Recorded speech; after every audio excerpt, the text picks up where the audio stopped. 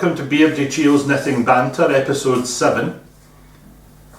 For those of you who don't know me, my name is John Glenn and I'm your host, better known as Beardychiel, and you'll find me as Beardychiel on Instagram, Ravelry, Twitter, Facebook. If you're looking for me, an email is beardychiel@gmail.com, and all of these things will appear on the screen as I speak to you. Pardon me. For all of those of you who are coming back, welcome back. You must be mad coming back to watch even more, but I'm delighted to have you share with me. And for those of you who are here for the first time, I hope you enjoy the podcast, or vlog, however you want to name it. I hope you enjoy the information on knitting and the other bits and pieces that come. I'm still relatively new to this podcasting lark. It's only episode 7 and I've been having a great time so far, and some people say they're having fun as well. My camera skills seem to be getting better and worse, better at times and worse at times as we progress, but hey, we all learn through our mistakes. I would say that if anyone has anything they would like to ask, either about me, about the podcast, about where I live, about my knitting, designing, why I make decisions, please feel free to drop me a message and ask. I'll be happy to try and answer it in the podcast.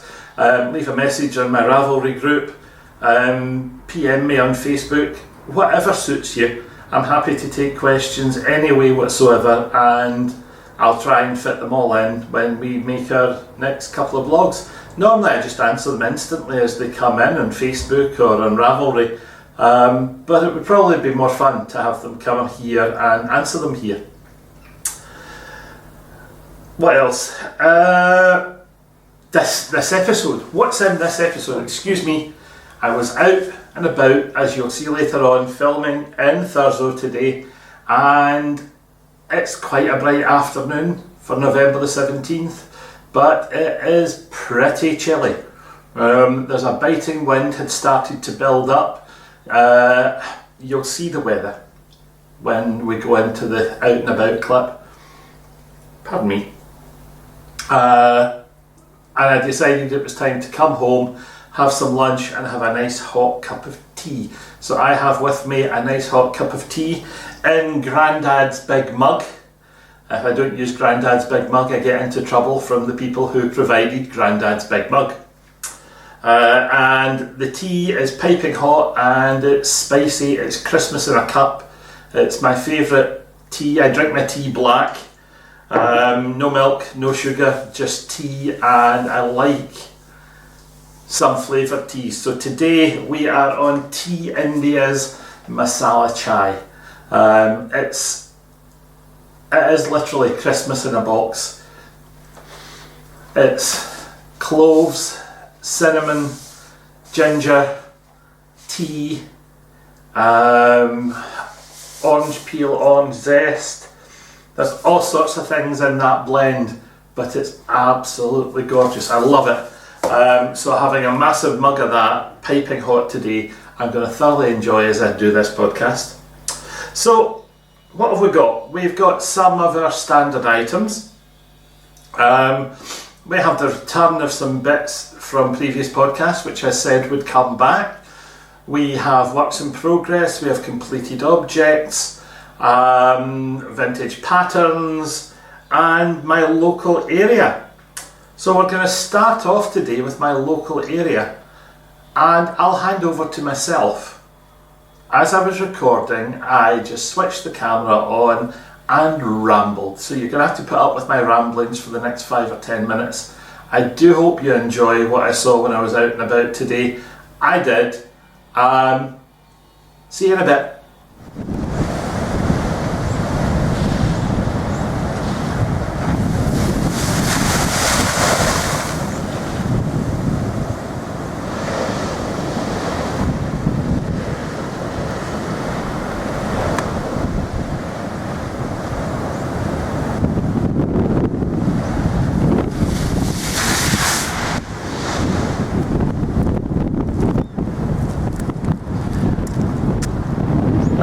folks. I've said that I would do some local footage here in Thurso. So, Beardychiel in Thurso, the far north of the country, and today is the 17th of November, and I've come out to Thurso Harbour because I noticed that the breakers were getting quite high, and as you'll see behind me, they're coming up against the breakwater and right over into the car park. There's not much of a high wind, but it is pretty chilly, I'll tell you that. And I thought we'd get some nice pictures here, because from here we can actually see Thurso East, and we'll see the surf break at Thurso East, which is one of the most popular spots in the world for surfing championships. The far north of Scotland, like Cornwall, gets a massive reputation with surfers, and we've held league sections of the World Championships here on multiple occasions. So I'm going to get back out a shot and get some footage of the breakers, the view across the Pentland Firth to Orkney, and across Thurso Bay to Scrabster Harbour, which I've spoken about before, and a wee look at something that we haven't looked at before, and that's Thurso Castle. So I'll keep talking, although I'm not going to be in shot.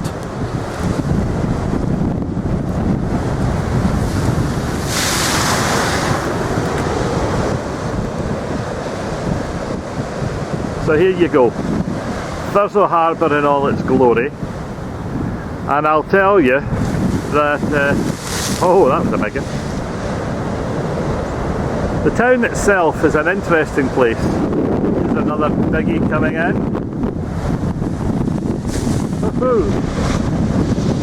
Well, I'm glad I'm not at that end. As you can see, folks, the breakers are just rolling and rolling and rolling. And it's one of those days. The Pentland Firth is having an interesting day. Right across the bay from us, if I zoom we might see some of it. You'll just in the distance see Scrabster Harbour and some of the vessels that are berthed there at present. That's about as close as we can get. And I would say, oh, forgive me, it's a busy little fishing port. The buildings that you see there are local fish local fish traders. The Scrabster Fish Mart, which sends fish and shellfish all over the world, and some of the best shellfish in the country comes in here. And I think we're about to get soaked again, so I'll just be kind of wary as we see what's coming in here. Here we go again. Cautious that I'm not wanting to get too far in or too close to that wall, because personally I'm not actually fancying being drenched. I think there's another biggie coming in just as we speak. Fortunately it's going to hit further down. Now, as we look out across the firth, on the far side there you'll see the old Scrabster lighthouse, out to the point which is known as Holborn Head, and then you can see the breakers in the foreground as they come in. We're talking about wave sizes in Thurso Bay which are easily 4 or 5 metres, which is quite immense today. As we look across the Pentland Firth, you'll just see in the background we're about to start to hit footage of Orkney. And there you go, Orkney. Now there's a little spigot right in the end of the low section there, and that is the Old Man of Hoy, which is quite a famous spot for climbers around the world. It's a stack just off the coast of Orkney. Orkney's that close to us. The ferry journey is not massive to get there, but 2 hours from Scrabster, just under an hour from Gills Bay, further along the north coast, and here we're now starting to look towards Thurso East, and you can see the size of the breakers as they're coming in there. In the background is Dunnet Head, the most northerly point in the Scottish mainland. Not John O'Groats as many people think. John O'Groats is a popular tourist visiting point, because the longest distance you can travel in the UK is from Land's End to John O'Groats on the mainland, but the most northerly point is what you see in front of you, Dunnet Head. So we come round from Dunnet Head, that's Thurso East, and all the white surf that you can see there is where these World Surfing Championships often take place. And I'm just seeing massive waves building and rolling in here. And you'll see that there are actually a couple of surfers out there today.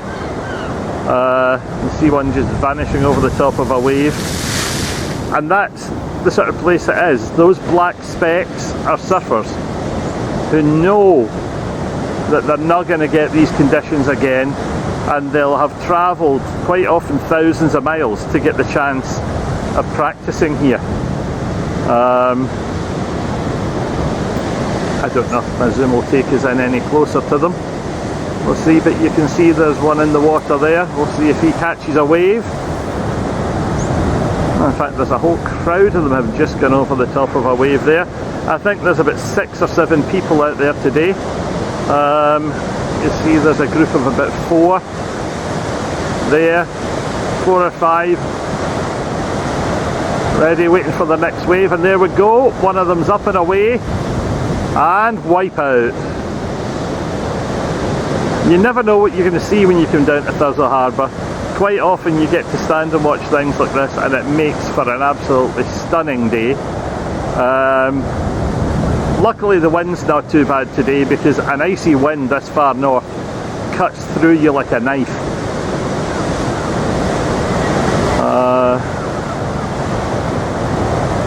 But they're all out there. Let's have a wee look at Thurso Castle. We'll come back to the surfers in a minute or two. As I come back in here. Here we go. This is Thurso Castle. And Thurso Castle, what's left of it, is not such a grand building. The house to the side of it is the current home of Lord Thurso and Lady Thurso. They still live on the estate, they still live in the little house there, and just beyond them is Thurso East Farm. And behind that wall, beside the tower, are Thurso Castle Gardens, and the gardens themselves are still really, really nice if you get a chance to get in and visit them. I'll maybe talk nicely to John Thurso and see if I can get in there and film one day. In the meantime, our group of intrepid surfers, I'm not very good with a zoom control, am I? Are still there, and they're still waiting for the wave of the day to come and bring them in.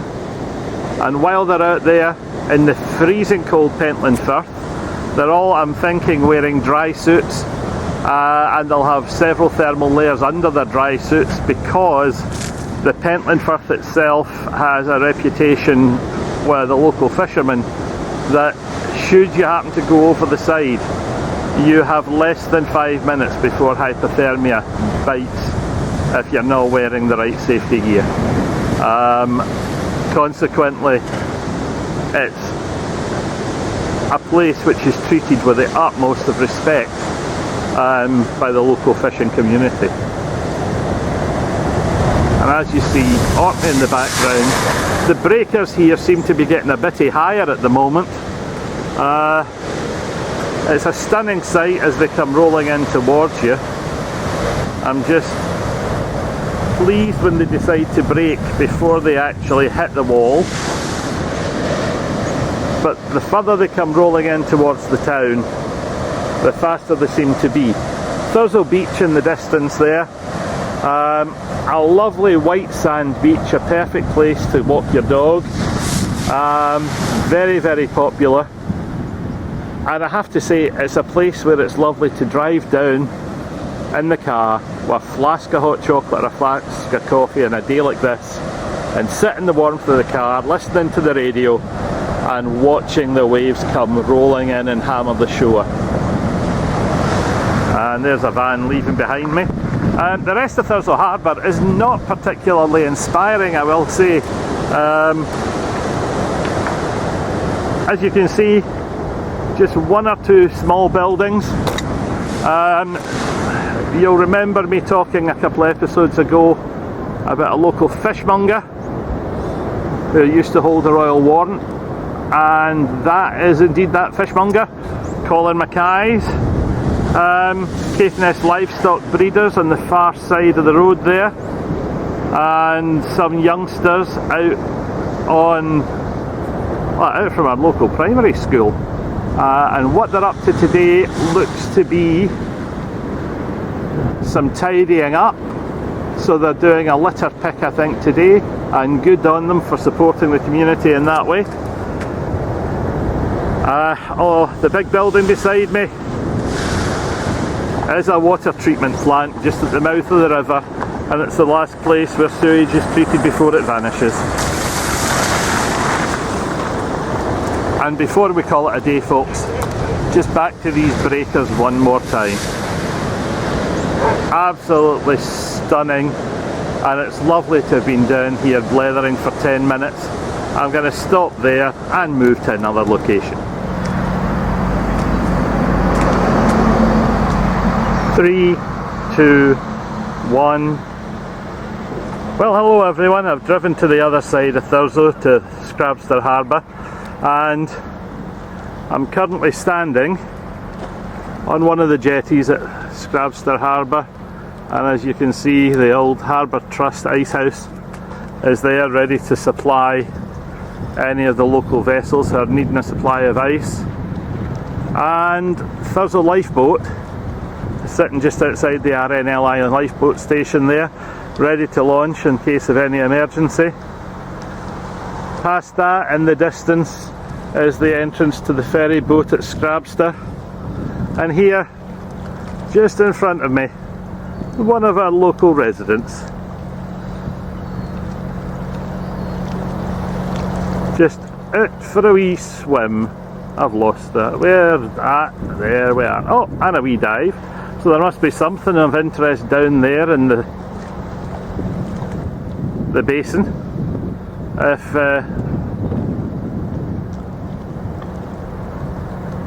do you know something? It's been down quite a while and hasn't come up yet. Quite a diving ability on that wee birdie.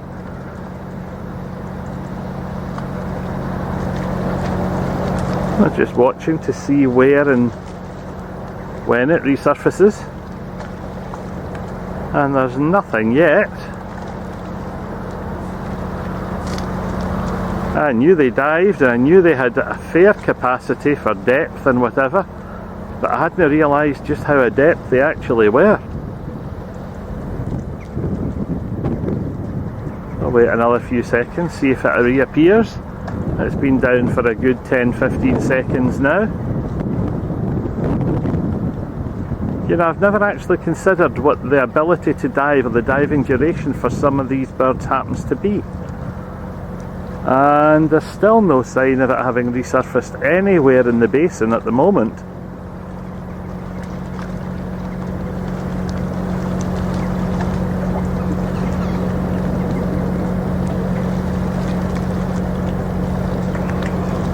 It's actually quite peaceful standing here waiting to see if that cormorant resurfaces.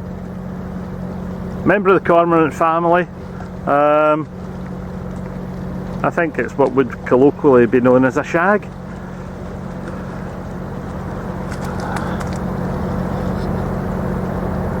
I'll tell you, that's one heck of duration of a dive for that bird.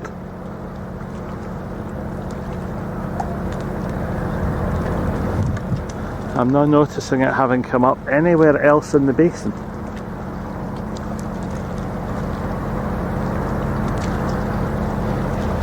I'll keep my eyes open. Let's go back to our sightseeing.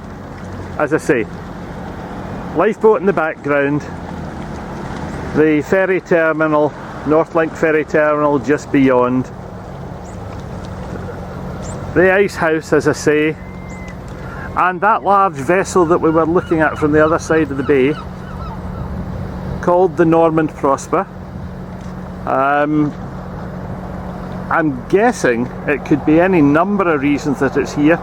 possibly connected to the oil industry, possibly connected to the renewables industry, because at the moment there are some turbines being installed on the floor of the Pentland Firth, and they're starting to generate electricity for the first time.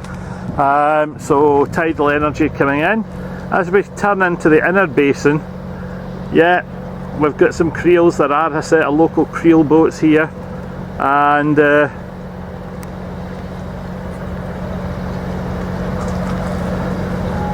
as you can see, a mix of fishing boats and pleasure boats.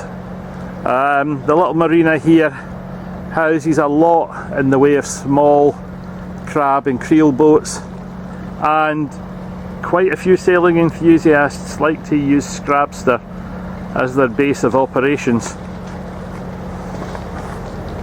I'm going to come round and have a talk to you. As I've said before, Scrabster is popular with quite a lot of people. It's a lovely stepping off point for those people who like to sail, to work their way along the north coast of Scotland or across the Pentland Firth to Orkney, and from Orkney, from island to island, hopping up until, if they wanted to, they could attempt to cross to Shetland. Quite an ambitious undertaking. I do know friends who have actually sailed from here all the way to Iceland. I don't know if I would be wanting to attempt that myself, but hey, each to their own. Coming down to Scrabster is wonderful. The harbour's lovely. We get a wonderful smell of fresh ozone. The one thing you never actually smell is fish, despite the number of fishing boats and crab boats. Pardon me. It's a popular port. It's a very, very busy ferry port, and I have to say it contains one or two rather pleasant places. There's the Ferry Inn, which is a nice little hostelry, where they serve a lovely pint of multiple beers, and above the Ferry Inn, a local restaurant known as the Upper Deck, and the Upper Deck is well kent locally as specialising in serving steak. As you head towards the ferry terminal, there is a fairly more exclusive fish restaurant called the Captain's Galley, which has an excellent reputation in the north of Scotland for the quality of its seafood. But since it's sitting right on the harbour's edge and the market is just to the side there, how could they possibly get it wrong? You go there first thing in the morning, you get the freshest of produce, and it hits the table that day, ready for your customer. The owner of that restaurant is a lucky man to be in such a good location. But Scrabster itself is a wonderful place. I absolutely adore it. If I'd come down with a cameraman to pan for me, it would have been lovely. But I'm here on my own because I've been out for a visit to the doctors this morning. I've just had my diabetes MOT, and my HbA1c blood sugar level has come down. My weight has come down. My feet are in good condition. My blood pressure's fine. And apart from my lungs, which are not behaving, the rest of me seems to be MOT'd and working well. Oh, for those of you who don't understand, MOT is a basic standard of quality for road vehicles in the UK, and if a vehicle more than 3 years old does not have an MOT certificate, then it's illegal to have it on a road. And these basic standards maintain basically safety for vehicles and emissions levels. Right, I think that's it for Scrabster today. It's still breezy, it's still chilly, it's high tide as you would see, and as you would have known from when we were in Thurso with those breakers hurling at us. I'm going to head back up to the top of the hill looking down at Scrabster. The sky has cleared a little and the view of Orkney has become incredibly clear, so I'm going to try and get a couple of shots of that before I head back to the house and finish this week's podcast. See you soon.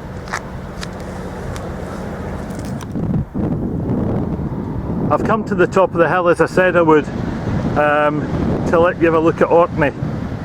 But inasmuch as Scrabster and Thurso are fishing communities, in several places along the coast we find memorials like the one in front of us. to fishermen lost at sea. And it's a reminder of just how harsh the conditions in this part of the world can actually be. It's absolutely frightening that this could be the case. But here we go. Let's have a looky at the far coastline, because there's a lot to see here. Having come to this side of the county, or this side of the town, it's possible to pick up a lot of additional detail. We're looking back here towards Thurso and towards Thurso East.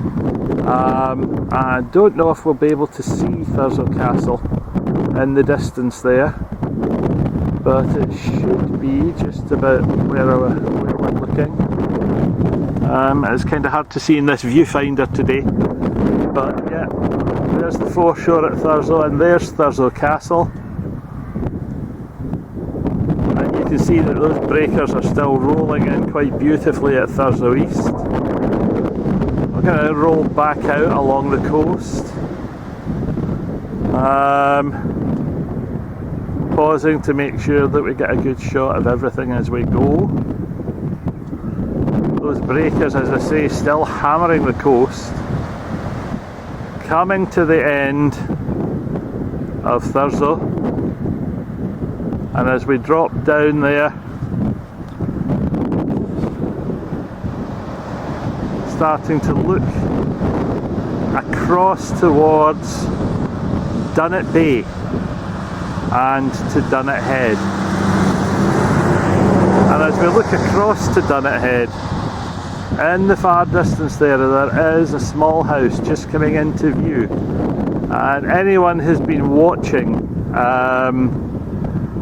the current TV series about the Queen and the royal family and the Queen ascending to the throne will have seen mention of this particular house at Dunnet Head, where the Queen Mother stayed after the death of the late King. Passing on to Dunnet Head itself, which is actually showing up rather well today since the sky has cleared, and it looks really quite pleasant, although I dare say if we went up onto the head itself it would be windy as can be. It's an interesting place to visit.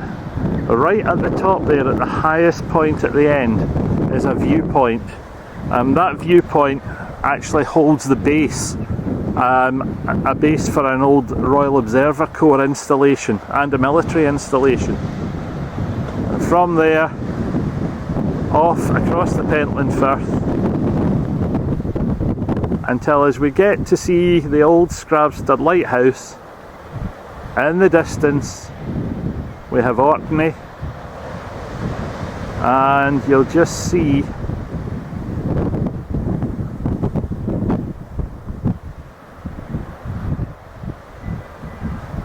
what am I looking at now?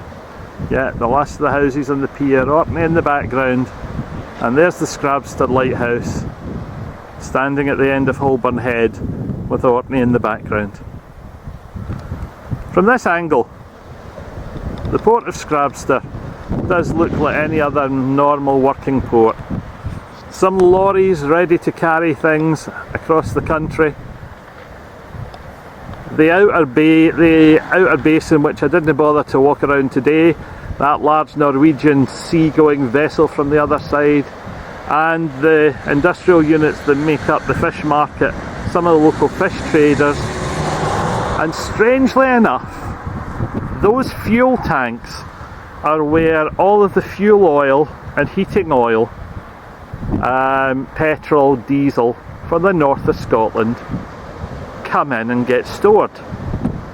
Now that's the storage location, and at any of the petrol stations in and around this part of the country, fuel is a massive amount higher than 100 miles down the road in Inverness. And yet the transport costs can't be that massively different. So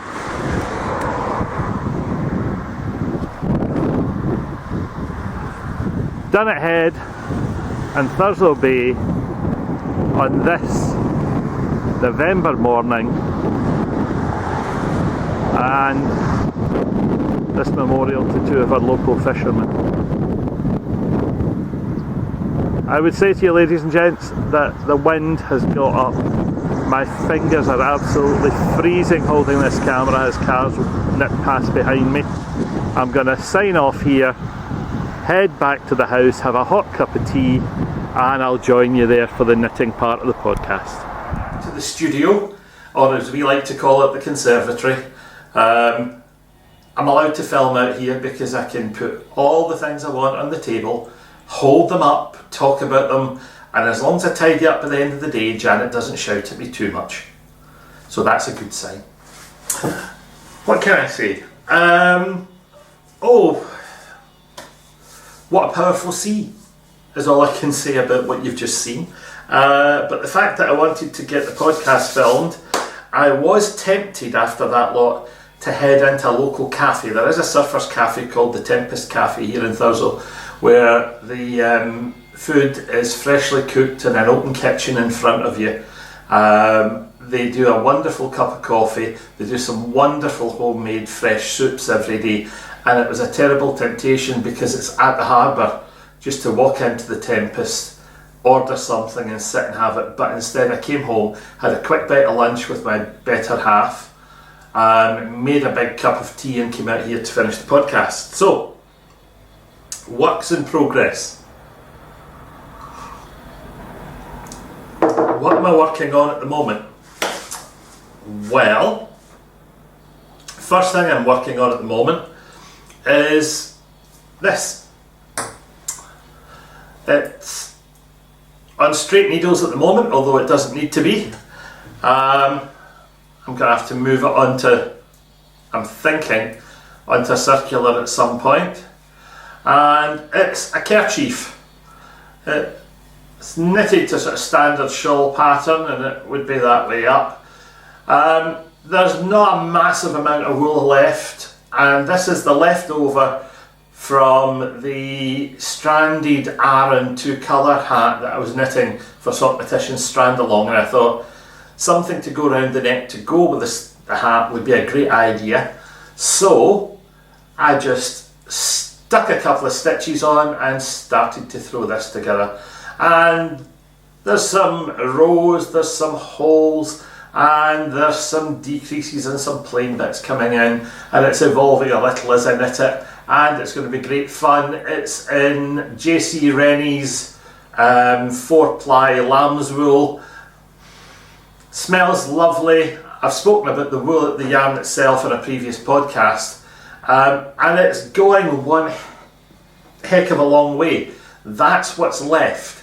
And I'm thinking that I'm going to get this to go out possibly another 2 or 3 repeats before I start to run out of yarn. When I do run out of yarn, I might just email them and get another ball sent up to let me put a finish on it. I have a feeling that it's going to be nothing much grander than this, a nice simple pattern.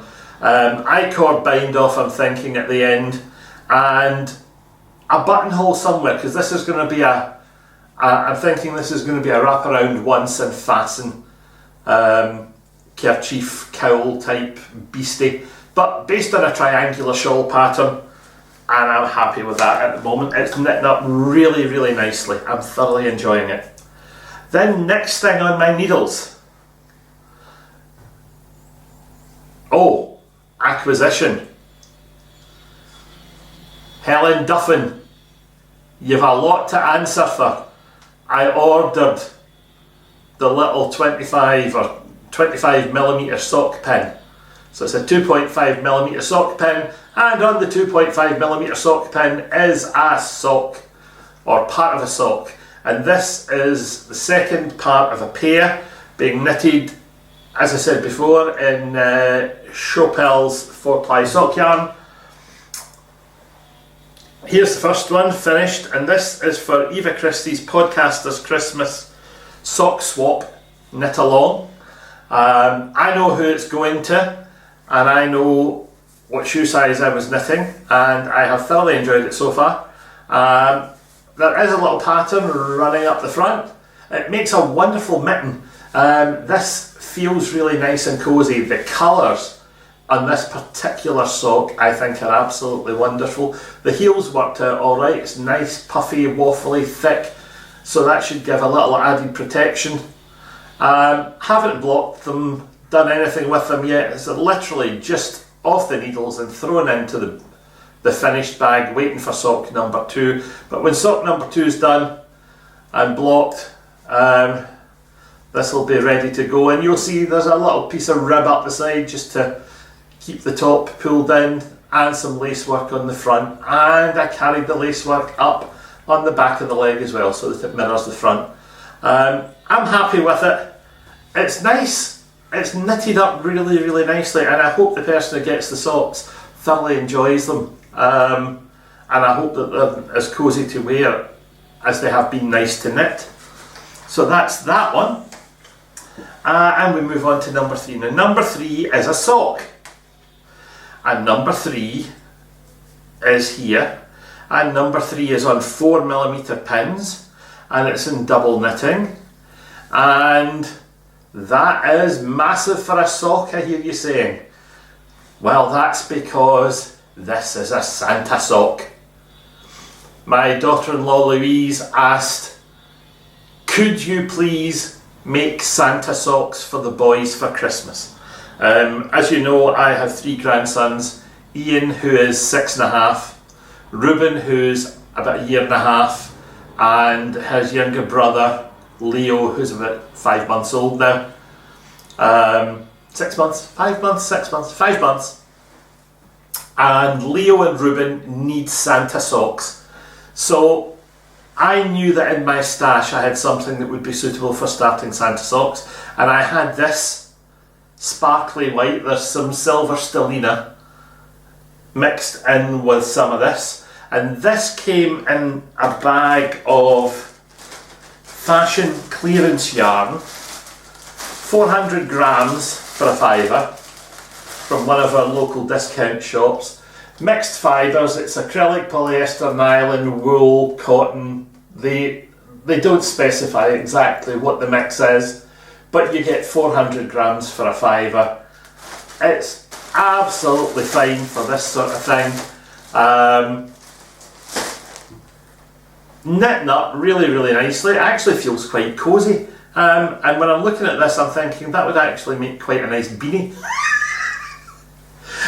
Just make it a bit, keep the increases going, make it a wee bit wider, and it would make a superb little hat. Anyway, this is it. The foot of the sock will continue quite quickly.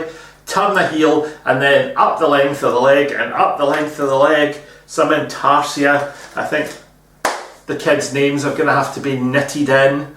I was actually thinking the other day that just after I've turned the heel, I might have to nip along to the discount shop in town and see if they have any tinsel in stock yet, because I think I might actually double strand some tinsel along with this cheap yarn and actually knit the tinsel, knit a ring of tinsel into the bottom of the sock, put their name in, put another ring of tinsel, and then put the top of the sock on, just for something different. I know I could knit in a reindeer, I know I could knit in a Christmas tree, I know it, but that's been done before, so I'm going to try something different.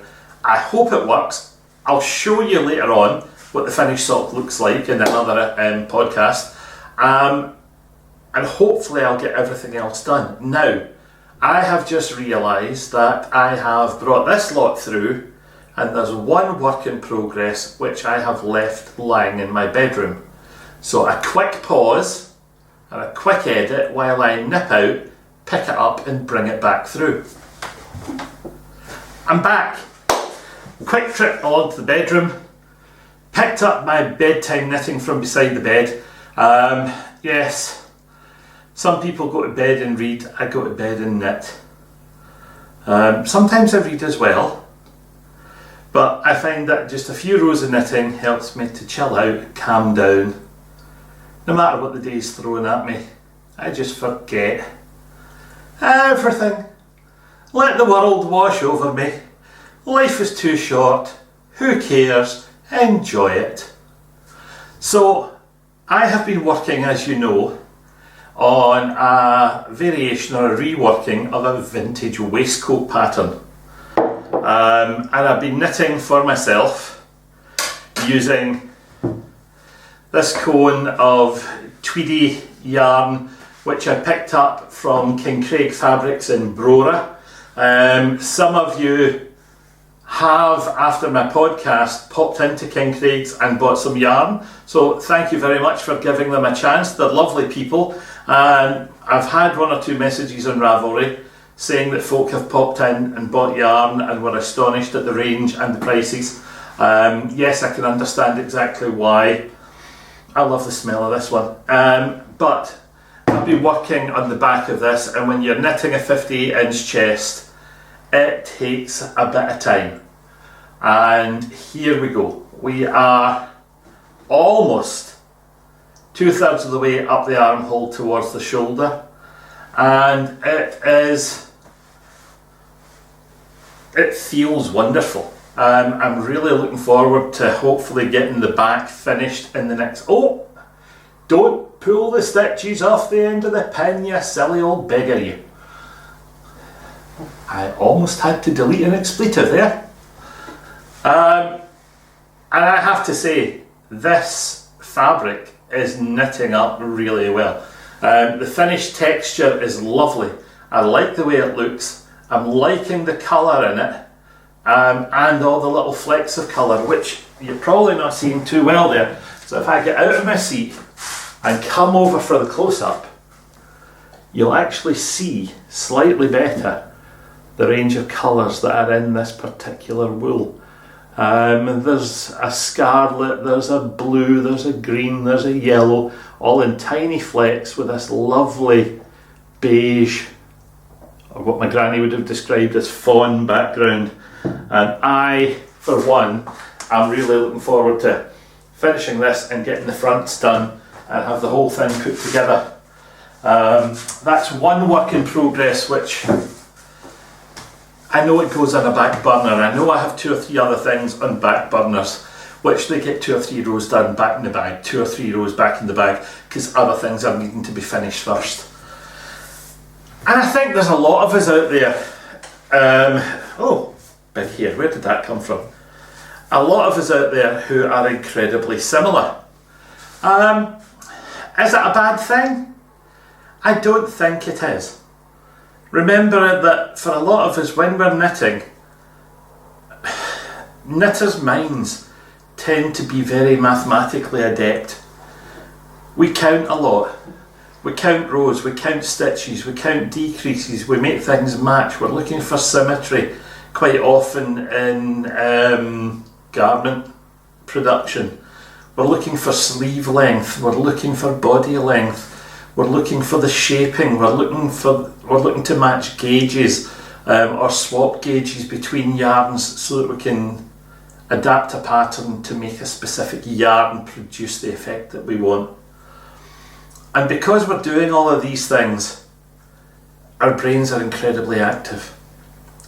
So when you're doing something which, for me, is a large garment, and I have to say, sort of like 15, 16 inches to the underarm, and then another 14 inches, you're talking about 30 to 32 inches overall length for the back of a waistcoat. At 58 inches wide, that is one damned large garment, and it gets boring sometimes. No variation in pattern, long rows of really simple repetitive knitting. It's great meditative knitting. I'll say that again, it's great meditative knitting. If you want to chill out and you want to relax and you want to just zone out as you're knitting, that is wonderful knitting.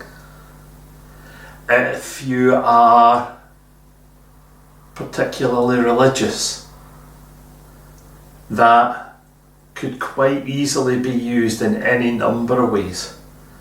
You could, on each stitch count it as part of a rosary, if you're that way inclined. If you're a Buddhist, you think of it as a knitted mala. Each stitch could have a repeat of something that you have running in your head to help the meditative state. Now, whether it's a simple Om Mani Padme Hum or Om Tari Tutari Padme Hum, whatever it happens to be, knitting is a great way of helping you to focus, relax, visualise and properly meditate. So, although it can be boring at times, depending how you look at it and how you focus your mind, it can be a very, very positive experience. And I like to think of knitting as a positive experience for myself. I know at the end of the day, I'm going to have something which I'm going to wear, I'm going to love and I'm going to cherish. And 9 times out of 10, the things that I knit for other people are treated in the self-same way. I have never knitted something for someone and then seen it be just discarded.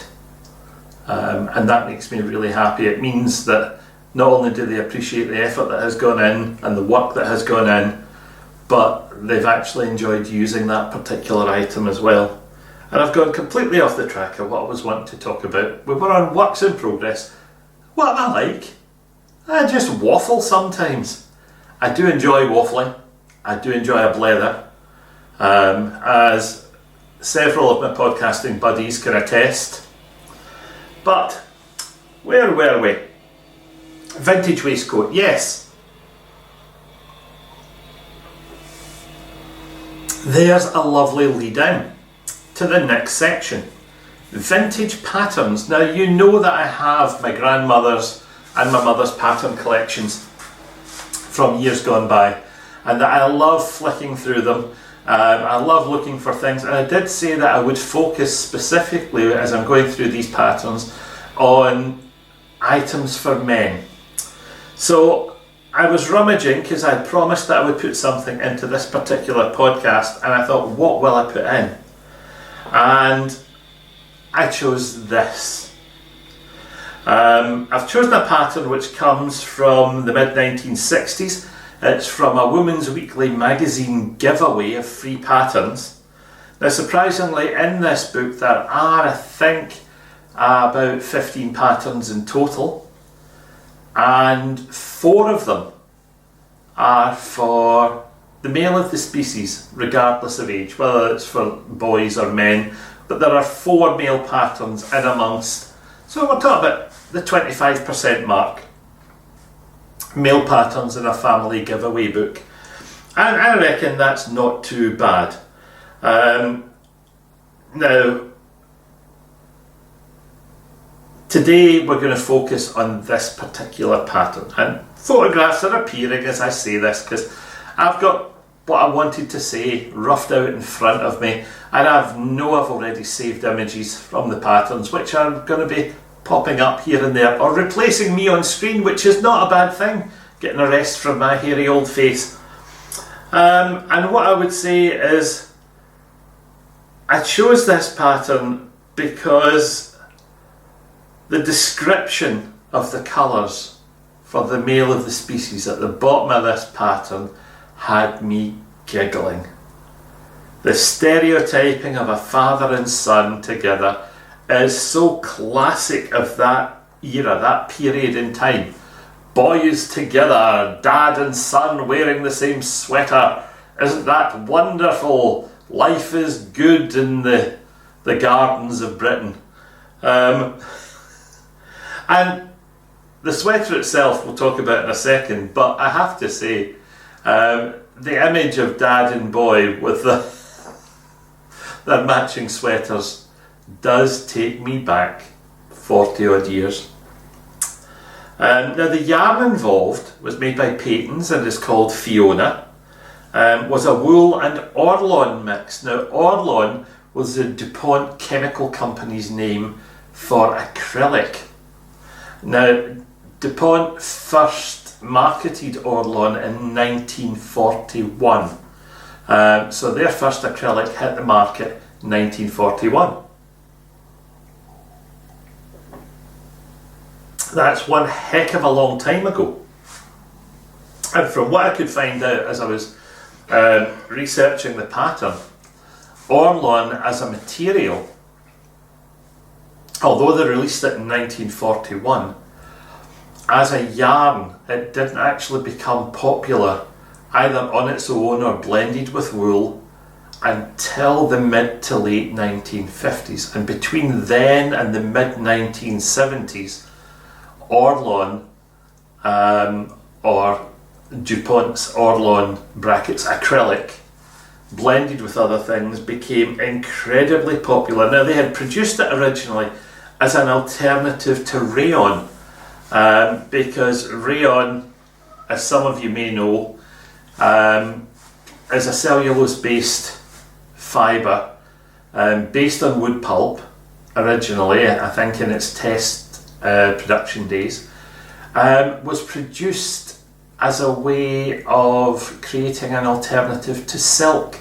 because silk production from the Far East was so unpredictable for a period in the 1920s and 1930s during China's early Cultural Revolution days, that an alternative to silk was desperately sought, because the price of silk became incredibly high and a cheaper alternative was being looked for, particularly for the hosiery trade, for making stockings. So as an alternative to rayon, things like acrylic were developed. Unfortunately, they weren't as suitable as rayon for silk substitutes, so they eventually, because of their hard wearing characteristics, went into other things. Look at this. History of the evolution of some yarn based on what I've come across in the past. I used to teach a section in school about sustainability, and one of the things we looked at in sustainability was the use of synthetics in clothing. And looking at the use of synthetics in clothing, it's amazing the number of children who would appear in school with every garment they were wearing containing plastic. I would guarantee that every child in that class would be wearing at least 95% of the clothing containing some plastic. And they didn't believe me at first until we started checking care labels and fibre labels, and it was absolutely astonishing what we discovered. Anyway, that's another story. So back to this pattern, back to DuPont and their Orlon in the mid-1970s. And then in the 1970s, the yarn industry evolved slightly. A lot of these earlier products were refined and turned into much more versatile knitting fibres. Their trade names started to change and evolve. And at some point, we'll maybe look at some of the old trade names for wools. I remember years and years ago there being a massive expensive trend for buying botany wool, Australian botany wool. And when you bought botany wool from Botany Bay, hence the name, that generic Australian wool that was ultra soft was actually what we call merino nowadays. And it's really funny that that sort of name change or name has evolved from the generic botany Australian superfine, not quite superwash, but superfine ultra soft wool to what we know today. Anyway, the pattern itself, as you'll see, is a pretty standard double knitting weight pattern. Raglan sleeve, stocking stitch body, enhanced with the inclusion of a stranded section above the waistband, and it's a nice little jumper. And I have to say, for an awful lot of the knitters I know from that period, that pattern as a free giveaway in the Women's Weekly would have been the starting off point in the knitting of that jumper. Peyton's Fiona might not have been in the price range for some people. Some people would not entertain anything that had acrylic or nylon in it because these things are not natural. So depending on people's preferences for yarn makeup, even in the 60s, choice of colours and things, folk would decide to use whatever they fancied and adapt the pattern to their needs at home. And it was probably the jumping off point for myriad jumpers of assorted hues, tones, whatever. I wonder just how many variations were actually produced over the years. But when I look at it and I think that basic design and the basic techniques are timeless. And if you were to knit that pattern as it is today, it would be completely functional and perfectly wearable. Knitwear patterns don't change massively over the eras. The basic techniques are primarily the same. The choice of fabrics, the choice of yarn combinations has evolved in many cases. But the basic knitting process is the consistent backbone of all of these things. And I'm happy to say that that is something I'm very proud of. The fact that we as hand knitters keep that tradition alive. And yes, every single one of us has a different skill level. From the newest beginner to the average sarcastic and cynical old git like me, male or female, who may have been knitting for 40, 50 years. Yes, we've got a lot of information in our heads. Yes, we've made a lot of mistakes with patterns over the years. Yes, we have things which we have consigned to the wardrobe never to be seen again because the yarn was cheap and available and we bought it and we knitted it because we needed a jumper and you wouldn't be seen dead in it outside the house. And I have 2 or 3 of those which are kept for warm jumpers for winter's nights at home in front of the telly. Right, enough of vintage patterns, let's move on. Finished objects. Well, I have 2 finished objects. Finished object number 1, the most recently finished item, is the Aran patterned stranded hat that I knitted for Nathan Taylor Sock Knittition's Strand Along, which finished on the 15th of November, and I finished it on the 14th of November. It was great fun to knit. I thoroughly enjoyed it. You've seen the yarns because that's what I was using, finishing off in that yellow and grey kerchief. The hat itself, photographs are here floating around me and you can see them. You cannot, however, see the hat. The hat was snaffled. I stuck the hat on Monday night. I popped the hat on, it was really nippy and I thought I'll stick that one on, use my head to stretch it and block it. And I went off over to visit our local theatre, where pantomime rehearsals were underway for our local pantomime, Rapunzel and the Rascal Prince, posters for which will appear in front of you shortly.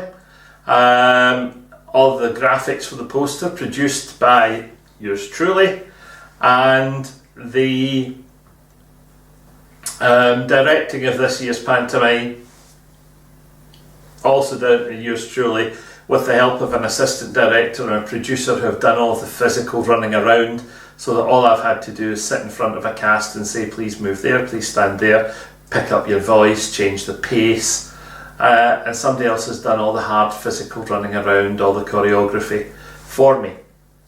So went to rehearsals, and at the end of rehearsal my daughter Sarah was there, and with Sarah was Ian, grandson number 1. And grandson number 1 came in and said, "Granda, it is very cold, can I have a shot of your hat?" So of course he took my hat and he wore it while he was in the theatre. And at the end of the evening, we packed up to go home, and I said, right, can I have my hat? And he said, no, it's too cosy, can I keep it?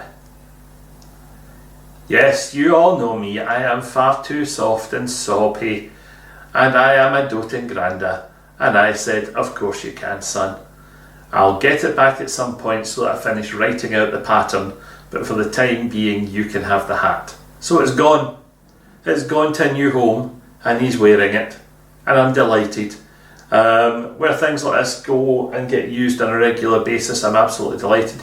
Those of you who have stuck with us this long, you'll have seen earlier in the day that the Vorbal's baggie from a couple of episodes ago was out and on in the cold, and I'm delighted that I had it with me because it was chilly out there. When I knitted this, I said it was just a bit in the baggy side. So,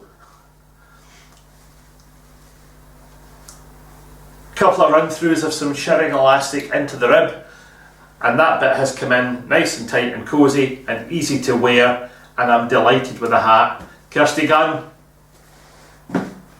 spin more Svorgals. Right, so that's that bit. Finished object number 2 is not knitted. Those of you who are following me on Instagram will know that at the Perth Festival of Yarn this year, David Williams from Mulan Yarns, who you would have seen on one of the Perth Festival of Yarn podcasts two episodes ago, is a spinner, and he was selling his hand spun yarns. And after a long conversation with David, at the end of that day I came away with a drop spindle and some tops, and I settled down with the drop spindle and the tops, and I started to spin. And at the end of it, I have this. Beardychiel's first 50-gram skein of hand-spun yarn.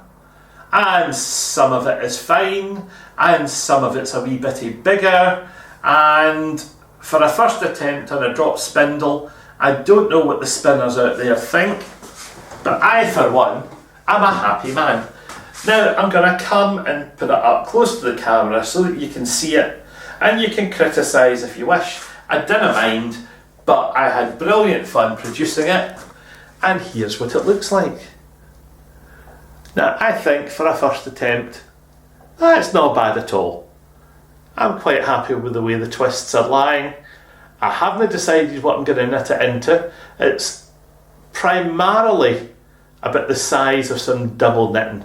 Maybe a bit chunkier in places. There's one or two bits where it goes up and becomes ultra chunky. So you can tell the difference between where I started and where I finished. The amount of twists a bit inconsistent in places. The colours, David, that combination of colours worked out quite well for me. I'm happy with those. I think the royal blue and emerald green that were originally in the bag wouldn't have come out quite as pleasant for me, but with those, I'm a happy man.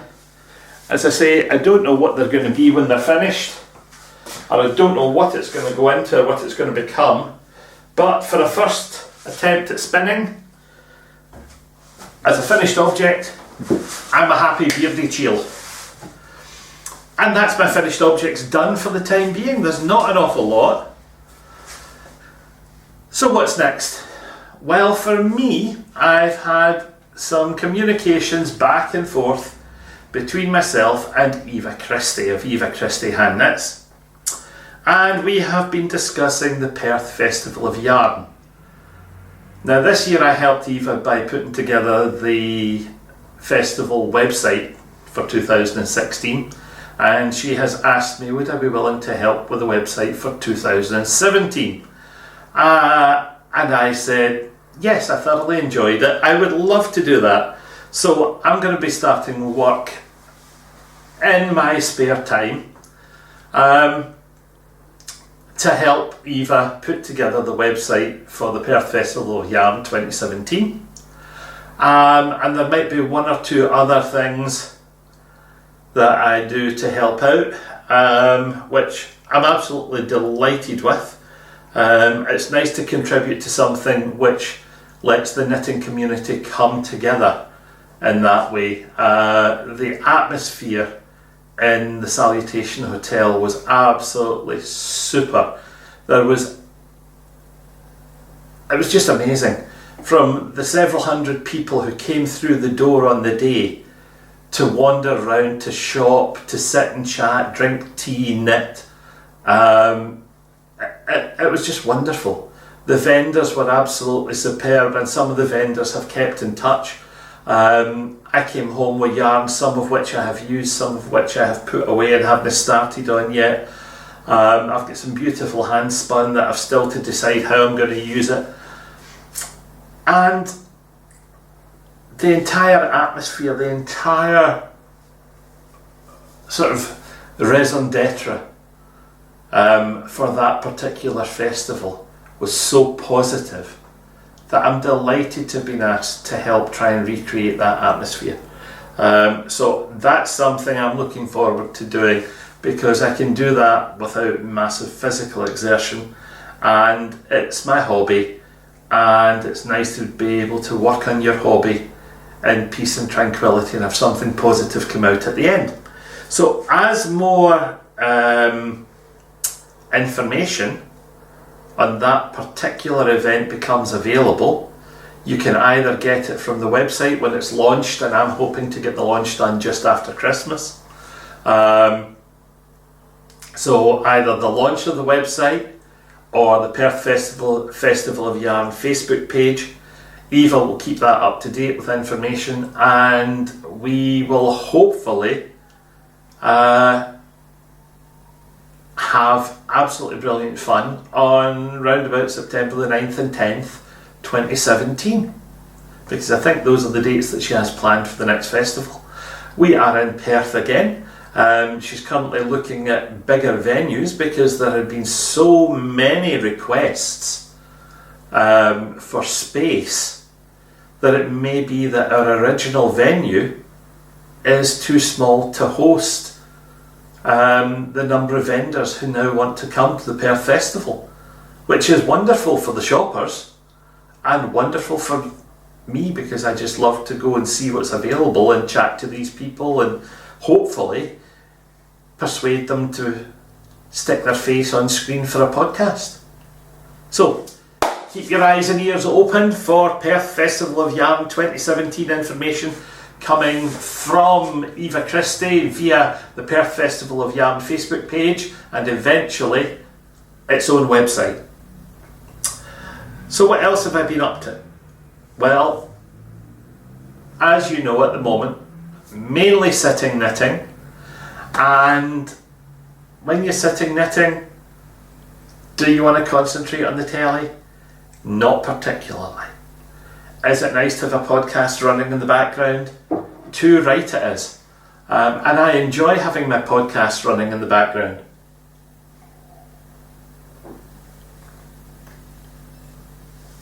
So, what have I been watching? Well, I have been watching the episodes of my regulars when they appear. My Scottish podcasting buddies, Helen Duffin, Eva Christie, Kirsty from Little B, whenever they post, I just have to sit down and watch it because it's good fun. Helen, I know you're in the middle of a set of household renovations at the moment. Good luck to you, missus. The last I saw of you on Instagram, you were desperately sanding away at a floor, so I hope you get it finished in time for Christmas.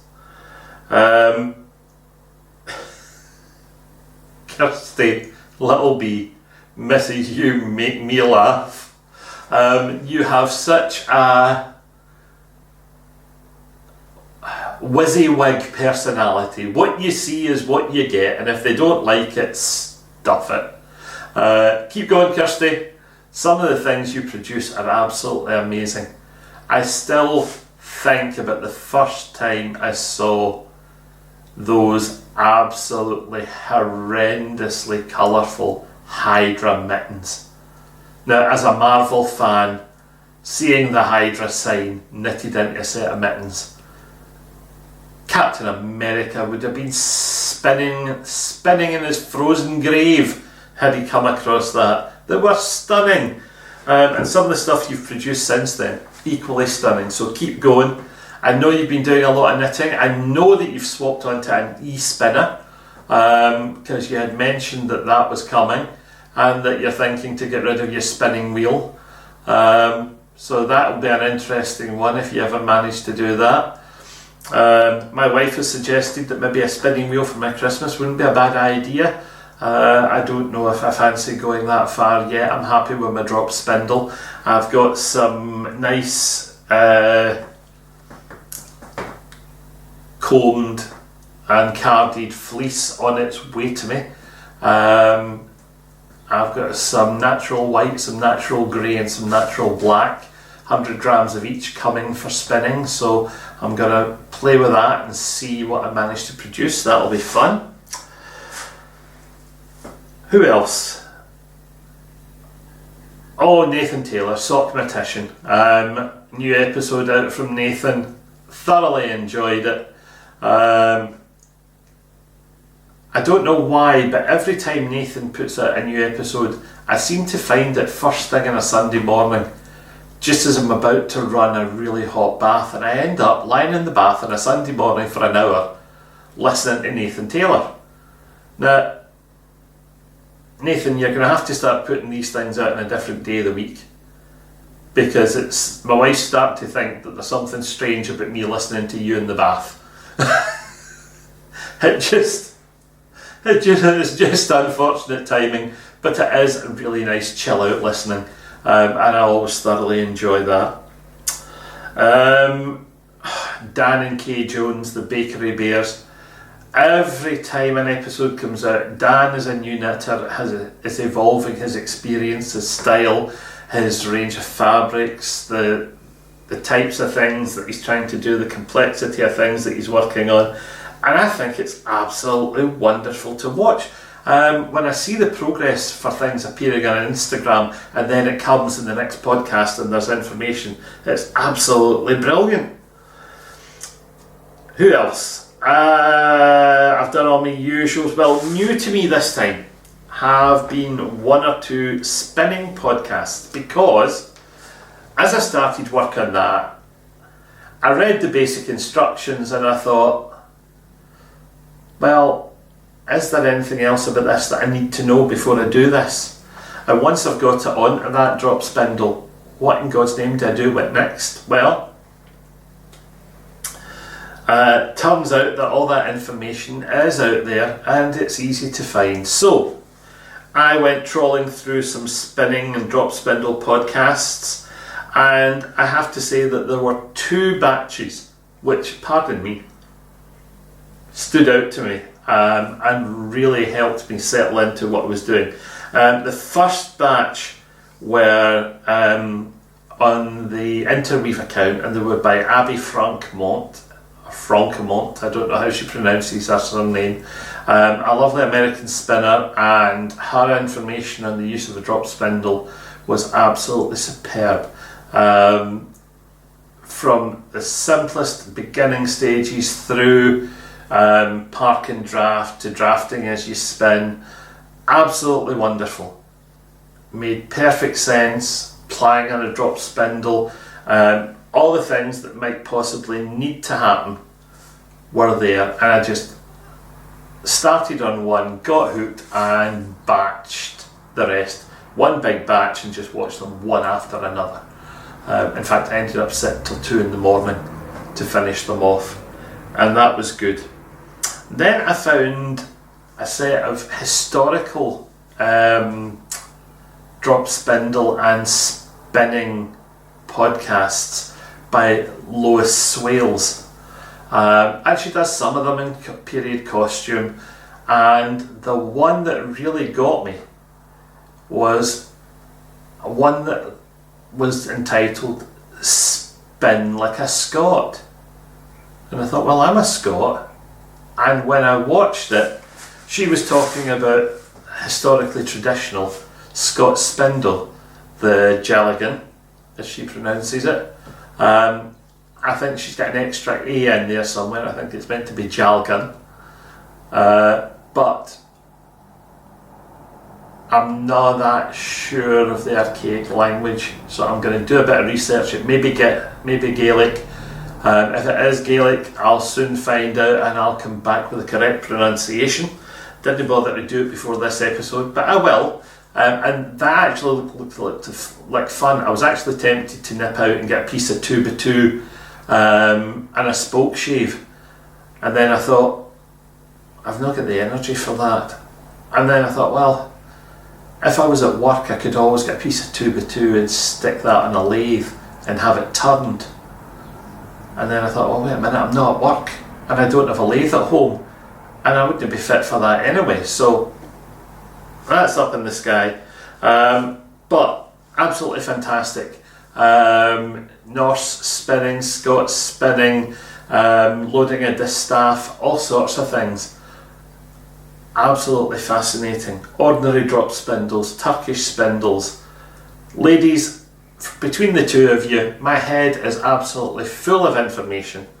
The bit that I found most fascinating was when I came across one of Abby's spinning podcasts about spinning on a great wheel, a standing wheel, with an old-fashioned, no fancy modern flyer, but an old-fashioned simple rod spindle sticking out and spinning off the end of the point. That's the sort of spindle coming to a point on which Sleeping Beauty pricks her finger. And I watched it and I thought, that explains how spinning happened historically, before we had flyers, before we had modern bobbins. That is the simplest form of spinning wheel, and it was fantastic to watch, and it did leave me tempted. And then I looked at the price of commercial spinning wheels and I thought, wow, that's expensive. Wow, that's expensive. And then I realised that some of them were coming in at over £1,000.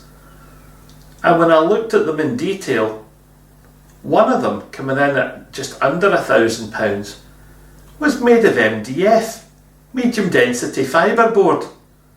And I thought, who in their right mind is going to pay £1,000 for a machine cut MDF flat pack spinning wheel? But people obviously do. Having looked at that and looked at the engineering involved, I thought, how difficult would it be to build one? I am a woodworking teacher by profession. I have taught traditional woodworking skills. I've taught wood turning. I've taught traditional joints work. Although my degree's in electronics, the teaching qualification I have means that I have to teach all handcrafts, woodwork, metalwork, plastics. And I thought, right, could I draw a set of plans for one? Yes, I can draw a set of plans for one. Can I find alternative materials? Yes, I can find alternative materials. Have a look online and see if anybody else has done this. And there's a load of people out there have done it. And I found some interesting designs. There's what's called the dodeca. And the dodeca spinning wheel is made up of all sorts of simple pieces of wood put together to create a 12-sided dodeca wheel, which drives a simple spindle. And the construction of that wheel, they reckon you can do in America for about $7 to $10. And I can understand why. And I thought, well, that's not bad. What could we do here? And I noticed a company who were actually selling spinning wheels made from PVC pipes. So I looked at the designs for some of those and I thought, all right, okay, so that's what they've put in them. So I got the catalogue out for the local plumbers merchants and I looked at PVC pipes.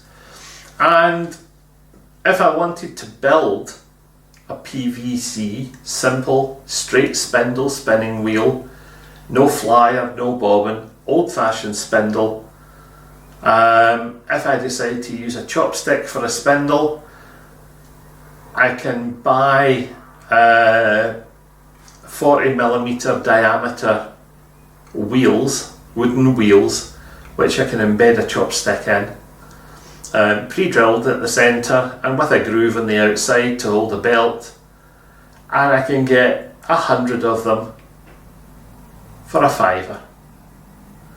So if I can get 100 wheels for a £5, that makes the sort of whirl end of the spindle 5p. Chopsticks are not expensive, and the entire assembly for a PVC wheel, with the exception of the wheel, I can put together for £7. If I then go to the local dump and recycle a bicycle wheel, that's going to cost me next to nothing. And I have to say, the idea of creating a PVC simple spindle spinning wheel for about a tenner appeals to me. So I haven't done it yet, but the plans are sketched, the measurements are worked out, the components, their catalogue numbers are looked up and ready to go, and at some point over Christmas I might just do that as a way of filling in some time. I don't know if it'll work, I don't know if it'll spin, but it's certainly worth a try, because I don't think I would be committed to spending hundreds or thousands of pounds on a spinning wheel at present. The engineering and mechanics involved are such that I think I could probably manage it. So there's my next little project. In amongst bits of knitting, am I going to build the PVC spinning wheel? Watch this space. I might decide I want to, but I might not get permission from she who must be obeyed. Anyway, that just about brings us to the end of where I am at the moment. Thank you all for staying with me. Thank you for watching. I hope you've enjoyed my ramblings about knitting, about spinning, about tea. And remember, tea India is masala chai. Christmas in a cup, for me, I love it. I drink it as it comes, black, no additional sugar, and it's a really tasty, warming, cosy cup of tea. And I think that's all. So all I can say is I'd like to wish you all happy knitting, good health, and say cheerio.